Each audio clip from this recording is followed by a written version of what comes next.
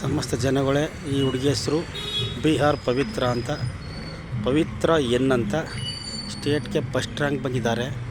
ಭಾಳ ಶ್ರದ್ಧೆಯಿಂದ ಓದಿ ಎಲ್ಲರ ಮನಸ್ಸಿನ ಗೆದ್ದು ಕರ್ನಾಟಕದ ನಂಬರ್ 1 ಸ್ಥಾನದಲ್ಲಿದ್ದಾರೆ. ಸೆಕೆಂಡ್ PUC ಆನ್ಯುವಲ್ ಎಕ್ಸಾಮಿನೇಷನ್ ಯಾವುದಪ್ಪ 2021 ಟಾಪರ್. ಎಲ್ಲರೂ ಶ್ರದ್ಧೆಯಿಂದ ಓದಿ ಇದೇ ರೀತಿ ಫಸ್ಟ್ ರ್ಯಾಂಕ್ ತೆಗೆದುಕೊಳ್ಳಬೇಕೆಂದು ಎಚ್ ಎಸ್ ಜಯಸೂರ್ಯ ರಾಜ್ಕುಮಾರ್ನ ವಿಜ್ಞಾಪನೆಗಳು.